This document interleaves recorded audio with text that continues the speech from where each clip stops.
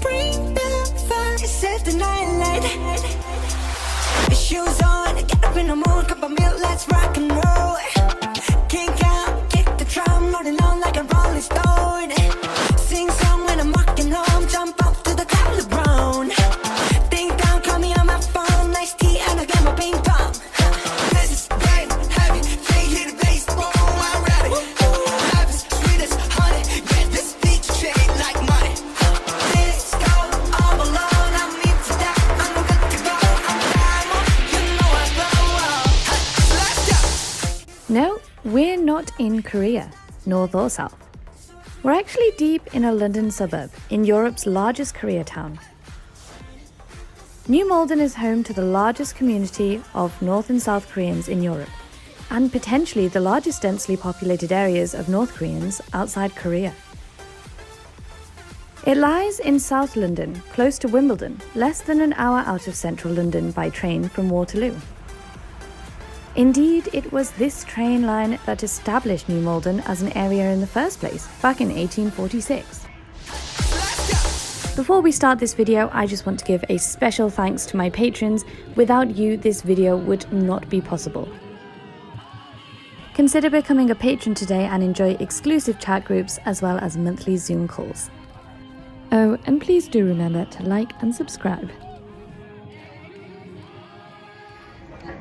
So I've just got on the train out of central London. I'm heading to a suburb about 30 minutes away. And I'm going there today because it's a bit of a special suburb in London. So it's called New Malden and it is known as London's Koreatown. So I'm going there today to kind of show you guys around. Hopefully get some good Korean food, take a look and see what kind of stuff is going on here. So I'm kind of hoping that, I'm presuming there's going to be lots of Korean people. I've heard that there's lots of Korean restaurants, Korean cafes, Korean shops, and I'm just going to kind of go and soak in the culture. It's a super interesting place. It's London's biggest population of Korean people, and also really interestingly, with a population of about 600 or so, it's Europe's largest group of North Koreans. So let's see what New Malden has to offer.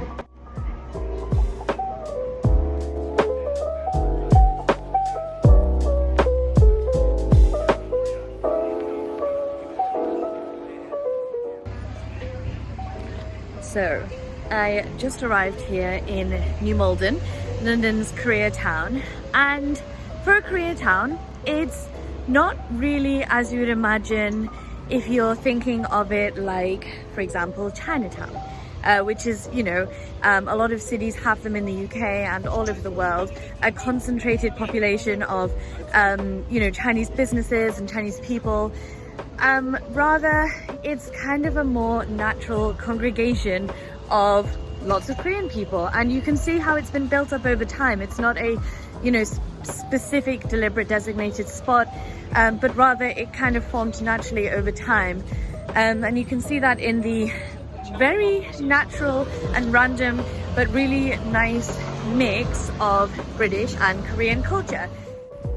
Nestled amongst typical British shops and businesses, you'll find an array of Korean restaurants and shops tucked neatly in between. The South Korean embassy in the UK was originally based in New Malden in the 1970s. This meant that the ambassador lived here too. This started to draw more Koreans to live nearby, and, in the end, it became the popular place to settle for Koreans as we see it today. Since then, Samsung set up its first European headquarters here, as well as the Korean weekly newspaper, Eurojournal.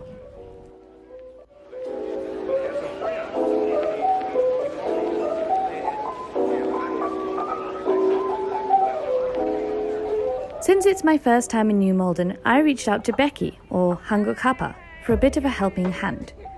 Half Korean and a resident of New Malden, she knows the best places in town and has agreed to show me around the area. This, at the top of the high street, is one of the first Korean restaurants in New Malden called suburb. It used to be called a different restaurant, and then that restaurant moved to London, and now we've got suburb, which is a Korean barbecue restaurant selling all your favorite Korean dishes. On the other side of the road is Gung, which means palace in English. And this restaurant is very popular because it's a Korean Chinese restaurant. And I believe the owners are Korean Chinese as well. So they have like jjajangmyeon, jampong, 탕수육, all the favorite Korean Chinese dishes. And they make it really, really well. So we are standing in front of Imone, which means at aunties in Korean. And currently it's closed. But inside the restaurant, they have their best-selling 생선찜, which is steamed fish. And as you can see on there, they've got some little fish to show that that's their speciality. And this place is always packed out because it's the kind of food you get if you go and visit your auntie, your imo, and she cooks loads of dishes for you. Even when you say you're full, she'll keep feeding you. It's really, really nice home-cooked style Korean food, and I definitely recommend you to go there. And it's halal chicken as well. I think I'm gonna get very hungry during this tour. Walking around the centre, you'll see various Korean churches, shops, supermarkets, restaurants, newspapers and nursery schools. Everywhere you look, you'll see aspects of the Korean language or culture. That said, it's not extremely big, actually just one main high street. Although not obvious, one very unique aspect of New Malden is the mixture of North and South Koreans. Only in very few places in the world will you ever get to experience Koreans living side by side in harmony, as in times of pre-separation.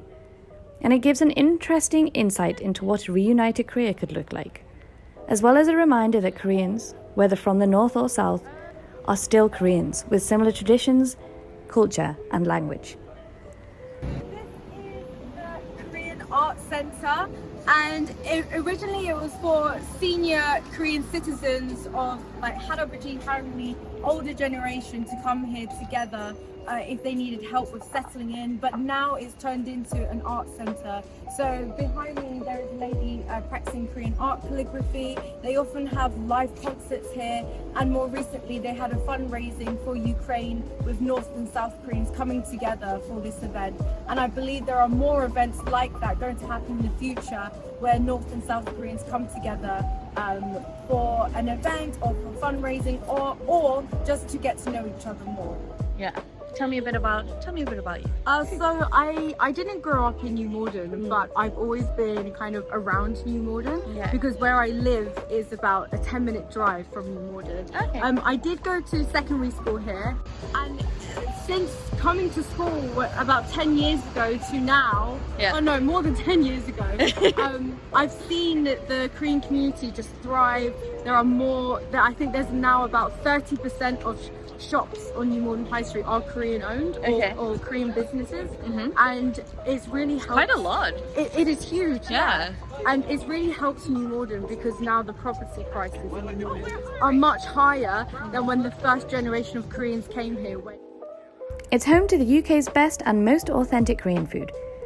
Everywhere you look, you can find shops serving bibimbap, kimchi pancakes, and even the famous cold noodles. Of course, soju is on the menu too. Right now we're in a Korean butcher's called Treestone, and this one is quite special because they have a certain selection of meats that you might not find in other butchers.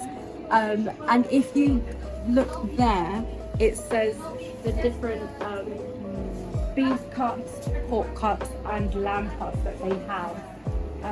So basically they use the whole animal, nothing goes to waste. And then it even tells you what parts of the animal is best for what. So grilling and barbecuing, roasting, frying, stir frying, slow cooking, and then it will show you which part is good for however you want to eat it. So very sustainable to eat meat, sustainable way. And then if let's say you want to buy, I don't know, like samgyeopsal, for example, pork belly, you can buy it here, and then you can take it to the restaurant next door, and you can use the meat you bought, and then it will be a bit cheaper. Although me and Becky only had time to chow down on some bingsu, traditional Korean shaved rice, whilst we record another video on the differences between the North and South Korean languages, more on that next week, I'll certainly be back next time to try out some more. So it's got the red beans. Before we end our tour with Becky, there's one more place to get lost in.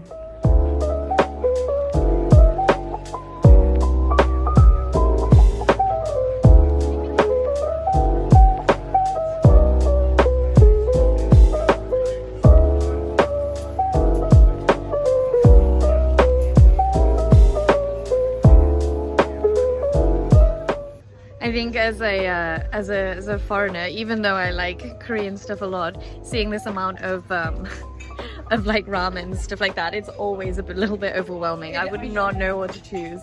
Tteokbokki though, I would always go for. I've just seen that behind me. Oh yeah. Nice.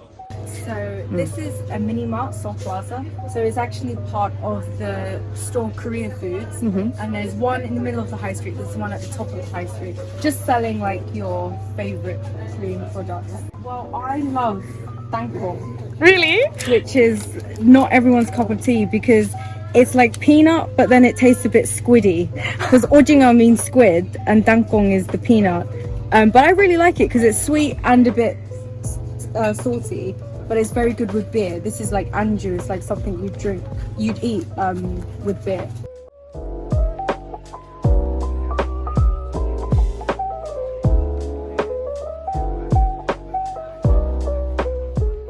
So much Shinramyeon.